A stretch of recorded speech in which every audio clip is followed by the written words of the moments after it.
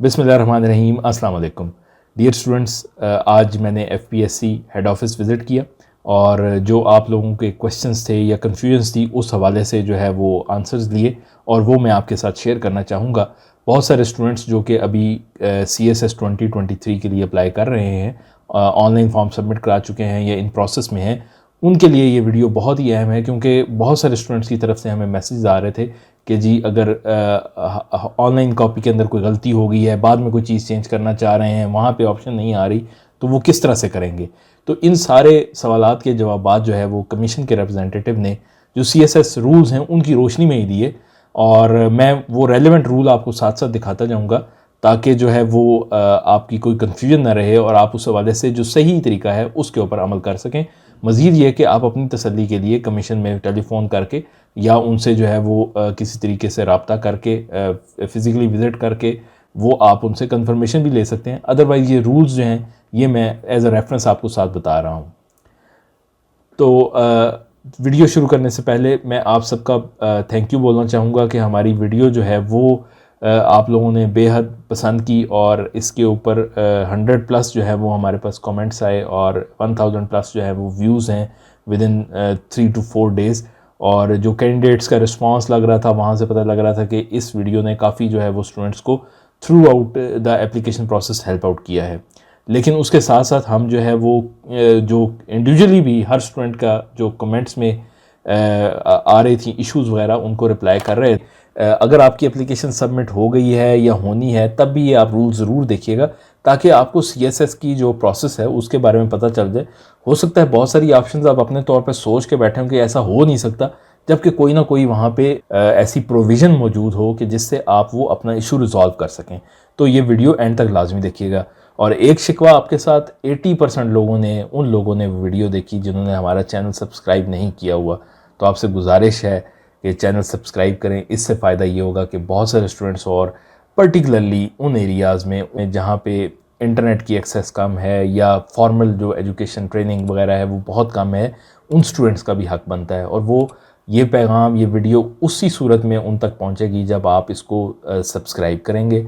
आपकी टाइमलाइन में आपके जो फ़ीड है, न्यूज़ फ़ीड है, वहाँ पे आना शुरू होगी। इसी तरह ये मज़ीद जाएगी। और अब हम बात करते हैं, ये CSS रूल्स हैं federal public service commission establishment division की तरफ से, ठीक है।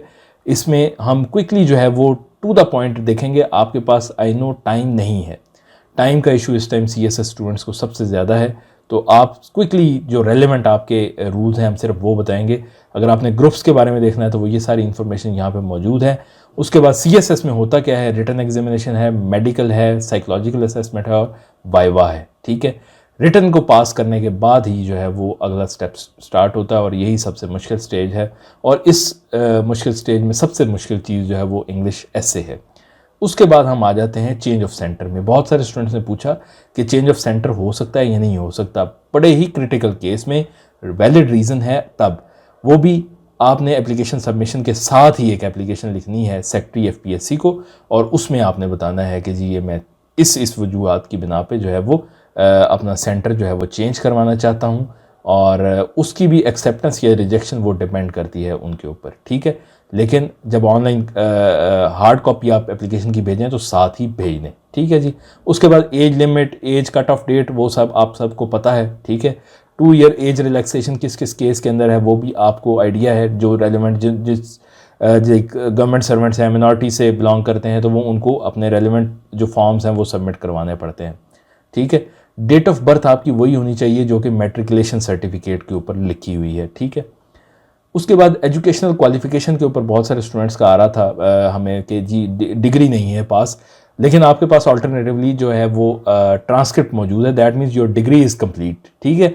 तो ये रूल भी यही कहता है, where a candidate does not hold the required degree on or before the cut off date he shall be required to produce a certificate from the duly authorized officer of the concerned degree awarding institution to the effect that candidate has fulfilled all the requirements of said degree and has cleared and passed the examination for the said degree on or before the cut off date। like cut off date अगर later on की भी है और आपने examination पास कर लिया, अगर आपके पास डिग्री नहीं है, ट्रांसक्रिप्ट है एज एन एविडेंस, तो वो आप साथ भेज सकते हैं, no issues in that. The candidate however would be required to produce the set degree before the final result is declared by the commission, ठीक है। उसके बाद मैं सबसे ज़्यादा इम्पॉर्टेंट जो पॉइंट है वो आपको दिखाना चाहूँगा, और इसका हम one by one go through करेंगे, क्योंकि यही सबसे इम्पॉर्टेंट चीज़ है जिसमें कैंडिडेट्स को सबसे ज़्यादा इशू आ रहा है। तो let's move on to the screen और इसमें देखते हैं। ये जी application for and admission to the competitive examination. All application for the competitive examination must be made online through commissions website. ये आप कर चुके, ठीक है। Online applications under sub rule 1 must be made on or before the closing date as advertise by the commission. Commission ने इस time 14 नवंबर advertise की हुई है, यही कट ऑफ डेट है, चेंज नहीं होगी। चाहे कोई इशू हो जाता है, साइट नहीं चलती, कुछ भी इशू हो जाता है, डोंट थिंक कि कमीशन इसको एक्सटेंड करेगा, यही डेट रहेगी। आपने इसको as soon as possible submit कराना है। जब आप ऑनलाइन सबमिट करा चुके हैं तो वो एक फॉर्म जनरेट कर देता है आपका सारा ऑनलाइन का एज एन हार्ड कॉपी, ठीक है। Printed copy of duly filled online application form hard copy may be obtained after signing it, and after signing it उसको आपने फिर साइन करने हैं हर पेज पे। Copies of all documents and certificates as mentioned in the application form along with the original treasury receipt, यानी कि वो जो आपने बैंक में स्लिप जमा कराई है, एफपीएससी कॉपी जो है वो may be attached with it and dispatched to the secretary of the commission so as to reach the commission's headquarters within 10 days of the closing date। यानी कि 14 लास्ट डेट है, 24 से पहले 24 नवंबर से पहले आपकी एप्लीकेशन जो है वो हो जानी चाहिए।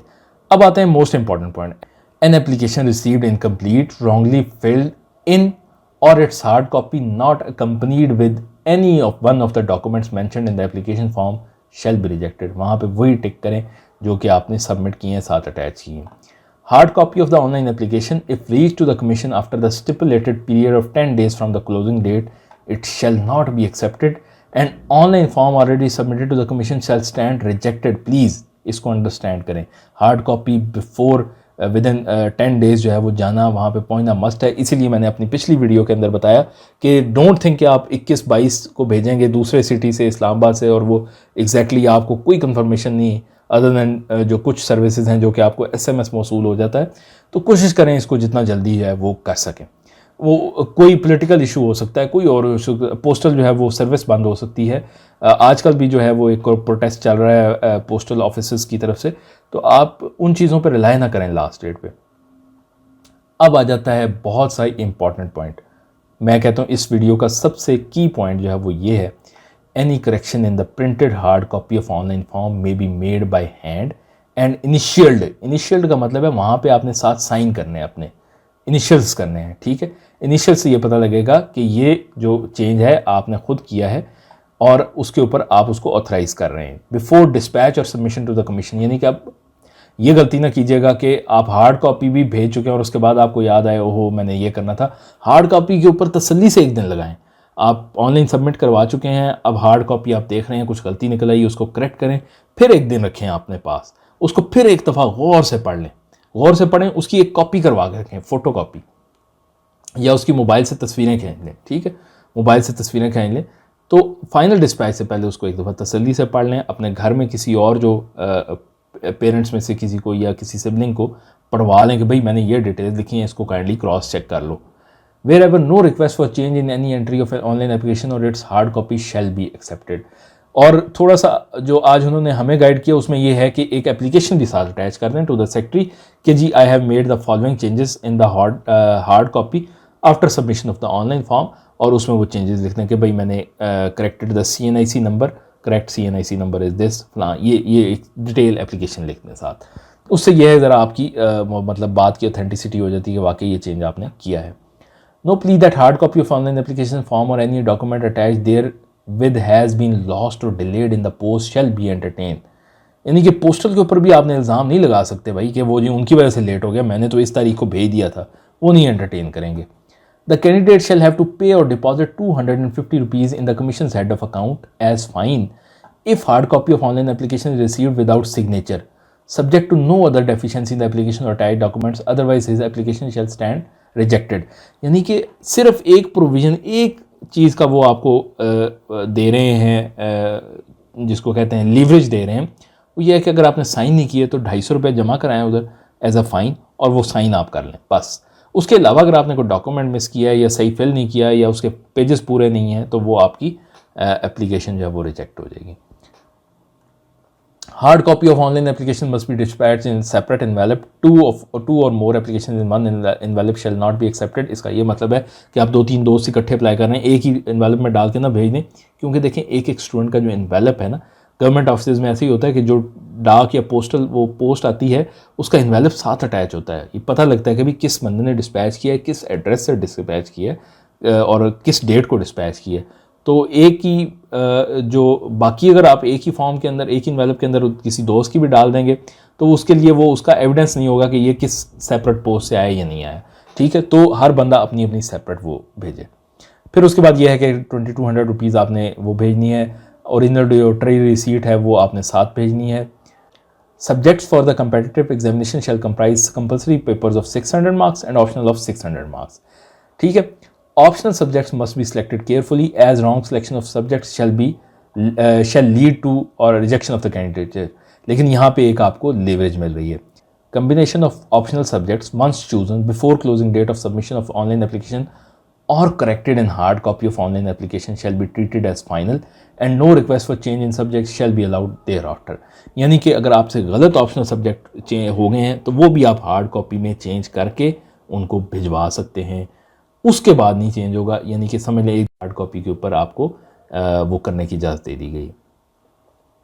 फिर उसके बाद a candidate who misses any compulsory और optional subject of written examination for medical और any other reasons shall neither be allowed to appear in the remaining subjects nor separate examination for reappearing in the miss paper shall be allowed. तो ये भी एक आपको idea होगा कि बहुत ही important point है इनका। ठीक है जी। A candidate shall be deemed to have attempted the examination and his chance stand consumed if he actually appeared in any one or more papers of the competitive examination। पहले paper में जाके बैठ के पेपर ले लिया, attendance लगा दी, आपकी ये जो आपका जो चांस है ये अवेल हो जाएगा। ठीक है, even if he tendered blank answer sheet और even he if rejected subsequently, यानी कि आपने ब्लैंक आंसर शीट भी वापस कर दी कि जी मैं बैठा तो था लेकिन ये पेपर वापस ले लें, फिर नहीं होगा। यानी कि आपने फिर जाना ही नहीं, अगर आपने पेपर नहीं देना तो पहले पेपर में जाना ही नहीं है। फिर एक इम्पॉर्टेंट चीज़ और है कि लेट नहीं जाना, वहाँ पे भी अगर आपने टाइम से लेट गए तो वहाँ पे आपको बैठने नहीं दिया जाएगा। फिर उसके बाद बात आती है कि जनाब कंपलसरी सब्जेक्ट्स में आपने मिनिमम 40% मार्क्स लेने हैं और ऑप्शनल में मिनिमम 30%, एग्रीगेट 50% से अबव होना चाहिए, तब आप पास होंगे। आगे दूसरी स्टडीज शुरू हो जाती हैं। आई होप कि आप लोगों के जो क्वेश्चंस हैं वो क्लियर हो गए होंगे। अगर यहाँ तक आपको कोई इशू आया है तो काइंडली कमेंट्स में लिखिएगा। और एक आखिरी बात ज़रूर कि चैनल को ज़रूर सब्सक्राइब करें, आपके लिए to the point relevant videos इससे रेलेवेंट और किसी चैनल पर आपको नहीं मिलेंगी। Thank you so much, best of luck.